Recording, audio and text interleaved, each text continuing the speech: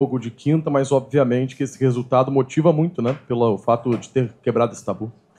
Sim, nós pensamos jogo a jogo. E eu falei para eles durante essa última semana agora, antes desse jogo, que quando eu vi os treinos que eles fizeram durante a data FIFA, me deu muito o que pensar, né? Porque jogadores que já estão numa temporada aí com 9 meses, ninguém alega cansaço, todos querem treinar, todos competiram ao máximo durante a semana. Foi um nível muito alto de treinamentos. E falei para eles que esse grupo, quando você vê isso no treinamento, cada vez que as pessoas contagiam, é um grupo que quer fazer história. Só tem muito barulho, tem como... Tem como fechar, por favor, a porta aí atrás?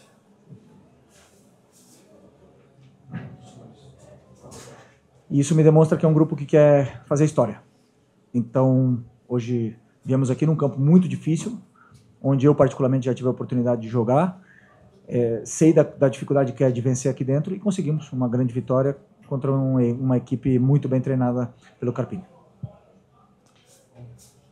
Felipe, Simon Ledo, do Coluna do Fla. Você falou agora, e sempre repete isso, né, de que pensa jogo a jogo, né? Ficou então essas 2 semanas planejando Juventude, ou já havia um estudo em cima do próximo jogo, que é considerado o mais importante do ano agora, que é contra o Estudiantes na quinta-feira?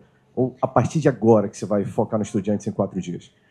Você fala bem quando você diz que é o jogo mais importante do ano. Para mim sempre o próximo é o mais importante, mas dado o valor do quartas da Libertadores contra o Estudiantes, depois de uma temporada incrível que nós estamos fazendo, claro que é o jogo mais importante do ano. Mas eu, sinceramente, só preparei o jogo do Juventude.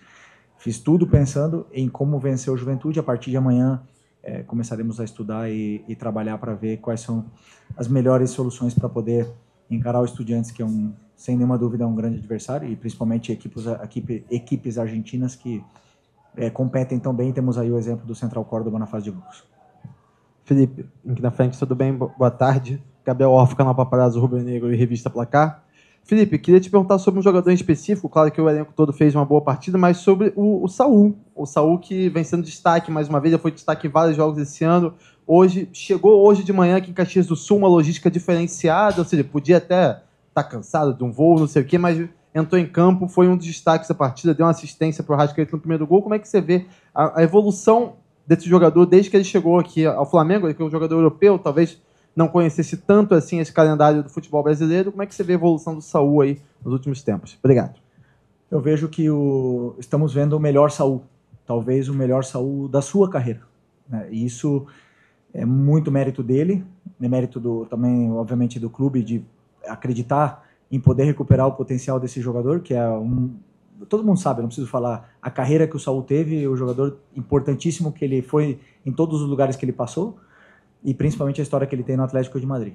Mas recuperar a melhor versão do Saul era um desafio e passava por ele, né? E ele está num nível altíssimo, altíssimo.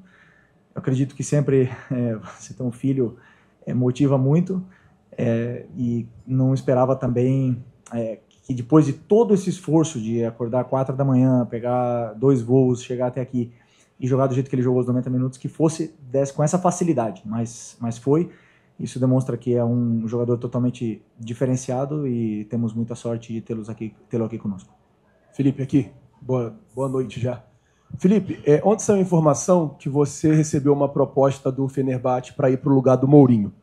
Eu imagino que para qualquer profissional do futebol, uma proposta da Europa balance. E a informação que saiu é que você nem quis ouvir, não quis abrir negociação com a equipe turca. Eu queria saber o quanto da sua identificação com o Flamengo, você que é torcedor do Flamengo desde criança, você que tem uma história como jogador e está construindo agora uma história como técnico, pesou na sua decisão de permanecer no Flamengo e recusar essa primeira proposta da Europa? Obrigado. Bom, primeiro, que quando ligam outros clubes interessados, isso me deixa, não posso mentir, me deixa feliz, porque vejo que existe um reconhecimento no nosso trabalho e no que está sendo feito no dia a dia, né? Mas não é o momento. Não era o momento. Eu sei o meu objetivo, tenho claríssimo, tenho traçado tudo que eu quero para minha vida, para minha carreira, e não era o momento. E também, obviamente, que eu tenho um compromisso com esses jogadores, com o clube, e eu pretendo honrar. Felipe, aqui. Boa noite. Letícia de Almeida, BTB Esportes.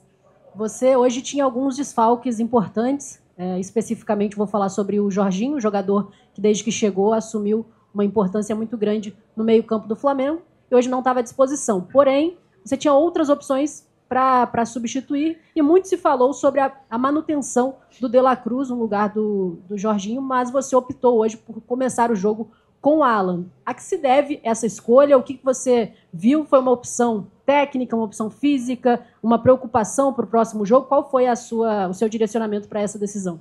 Obrigada. Não, primeiro, pelo plano de jogo, pelo que eu acreditava que ia acontecer dentro do campo contra o Juventude, a forma que eles se comportavam nos jogos anteriores, e o que encaixava melhor como característica, e depois também a parte do De La Cruz, um cuidado especial com a sequência de jogos que ele vai ter daqui para frente. Espero sempre ver a melhor versão dele. Sei que ele teve aí 2 semanas para treinar, mas a concorrência entre eles é muito grande. Também vai voltar daqui a um tempo o Eric, vai voltar o Jorginho, e ainda temos uma grande atuação do Alan, temos o Everton Araújo, que sempre que entra é muito confiável, então isso quem ganha é o treinador, mas a minha opção pelo Alan hoje foi estratégica para o plano de jogo. Felipe, aqui atrás, Leonardo, Rádio Gaúcha. Você usou há pouco a expressão temporada incrível.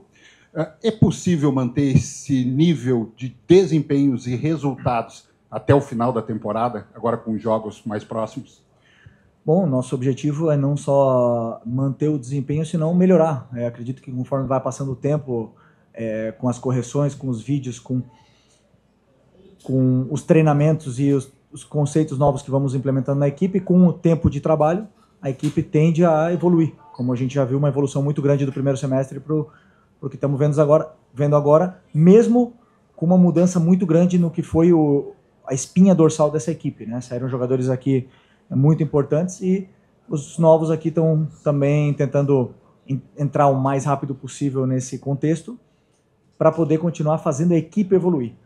Os resultados a gente não controla, mas a forma que a gente joga, sem nenhuma dúvida, sim, e vamos tentar evoluir ainda mais e melhorar a nossa performance. Ô Felipe, já entrando na quinta-feira, o Flamengo ele abre o mata-mata em casa. A gente tem visto muitos torcedores, até a própria imprensa, nós, falando que é importante fazer um resultado um pouco mais elástico em casa. A comissão pensa assim, os jogadores têm pensado assim, que é importante olhar para esse jogo em casa e tentar resolver dentro de casa, porque jogar na Argentina é sempre muito difícil em busca do Tetra?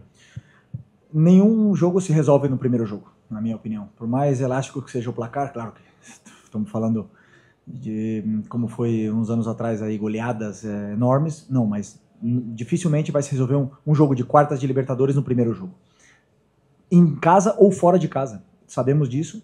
O que nós temos que pensar é que são 180 minutos, onde temos que estar na nossa melhor versão.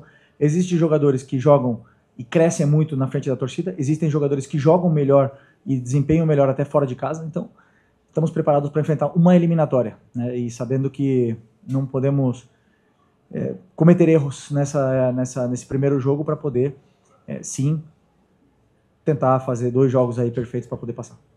Felipe, Mauro Santana do canal Mauro Santana. Importantíssima vitória em que tivemos mais uma vez uma grande atuação do Saul, mais uma atuação importante do Samuel Lino, que está vindo de jogo na altitude pela seleção brasileira, mas com participação direta de 2 jogadores, também reforços no meio de ano, que ainda não tinham uma alta minutagem e que com certeza havia uma preocupação da comissão técnica de prover estrutura e recursos para que esses 2 jogadores pudessem ser melhor utilizados. Até que ponto também a participação direta desses 2 jogadores, o Carrascal e o Emerson Royal, traz para você essas maiores alternativas, essa quantidade maior de alternativas para a composição da equipe nesse percurso, conforme o colega disse, o Flamengo vai ter uma sequência exaustiva de partidas e jogos decisivos, brigando pelo título na Libertadores e também no Brasileirão.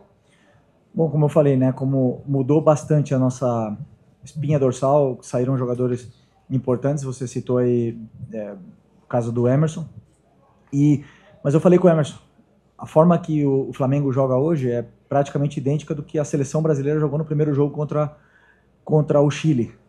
E é melhor do que isso para ele poder entender o modelo, entender o conceito, e que isso vai potencializar muito ainda as características que ele tem, que ele vai oferecer muito para a equipe, conforme forem passando os jogos, ele vai se sentir cada vez melhor. O gol hoje aumenta mais a confiança dele. Eu não tenho dúvida que vai voltar a ficar no radar da seleção, né? Então, é muito importante que ele entenda o mais rápido possível. Tivemos essas 2 semanas agora para treinar, onde ele pôde somar esses minutos e beber do conteúdo tático. E hoje cumpriu à perfeição tudo que pedimos para ele. E o Carrascal é praticamente a mesma situação, um jogador que compete por posição originalmente com a Arrascaeta, que vive a sua melhor fase. Muito difícil para um jogador que chega com a qualidade e a importância que ele tem, competir com um dos melhores jogadores do Brasil no momento, se não o melhor. Mas também sabemos que ele pode render e performar em outras posições, pode jogar na direita, pode jogar no ataque. Então, claro que estamos tentando dar todo o carinho para ele poder se soltar e se adaptar o mais rápido possível, porque é um jogador, como eu já falei para vocês, que tem muito talento. Felipe, você teve o retorno antecipado de 2 jogadores agora da data FIFA, né? O Arrascaeta e o Varela. O Varela teve a lesão em si, mas o Arrascaeta não. Vem para as condições físicas. Eu queria saber para você da importância do retorno antecipado desses jogadores, especialmente do Arrascaeta que jogou hoje, e se foi um pedido seu, se teve alguma conversa com o Bielsa, como é que foi essa situação? Não teve nenhuma conversa na qual eles entenderam. Primeiro, o Varela tá com uma pubalgia, está com algum problema onde não poderia jogar o segundo jogo com a seleção do Uruguai. E o Arrascaeta, eles entenderam pela sequência de jogos que ele vinha tendo, e também acho que pelo momento que o Uruguai pôde se permitir o luxo de trocar e liberar esses jogadores que vêm sendo mais utilizados, e na qual agradecemos bastante. Vemos que o Arrascaeta fez um jogo com a seleção no nível esplêndido outra vez, e quem ganha somos todos nós. Flamengo ganha, Uruguai ganha, e o futebol, né, de ver um jogador que está performando desse nível. E também vimos o Vinha voltar a ter minutos e jogar muito bem também no jogo contra o Chile. Então, a relação mesmo sem se falar com o Uruguai está sendo muito boa. Valeu, obrigado.